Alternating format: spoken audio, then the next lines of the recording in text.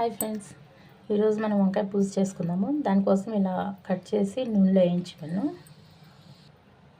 చూడండి, మసాలా నువ్వులు, పల్లీలు, ధనియాలు, చెక్క, లవంగ, మిరియాలు, అల్లం వెల్లిపాయ. దీంట్లో నేను చింతపండు పులుసు వాడట్లేదు, మామిడికాయ వాడుతున్నాను పులుపు కోసం. మసాలాన్ని మిక్సీ పట్టుకుందాము. మొత్తం ఇలా వేసినాను. వేయించిన ఉల్లిపాయ, మామిడికాయ కూడా వేసాను. చూడండి, చక్కగా పేస్ట్ చేసేసాను. కొన్ని నీళ్ళు పోసుకొని ఇలా పేస్ట్ చేసుకోవాలి. పచ్చిమిరపకాయలు వేసుకోవాలి, కరివేపాకు వేసుకోవాలి. మసాలా వేసుకొని కొంచెం బాగా వేయించుకోవాలి నూనెలో. పసుపు వేసుకుందాం, కారం వేసుకుందాం, సాల్ట్ వేసుకుందాం. మంచిగా అన్నీ తిప్పుకుందాం చక్కగా. చూడండి ఫ్రెండ్స్, మసాలా అంతా బాగా వేగి ఆయిల్ పైకి వచ్చింది. కొంచెం వాటర్ పోసుకుందాం.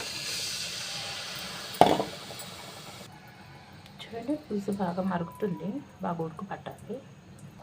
ఫ్రెండ్స్, పులుసు ఉడికిపోయింది. ఇది మామిడికాయ ముక్కలు వేసాను కదా, ఈ టెంక నాకు ఇష్టం, ఇది వేసుకుంటా. వంకాయలు వేసేస్తాను. చూడండి ఫ్రెండ్స్, కర్రీ అయితే చక్కగా రెడీ అయిపోయింది. కొత్తిమీర చల్లి వేసుకున్నాము. చూడండి ఫ్రెండ్స్, కర్రీ రెడీ అయిపోయింది.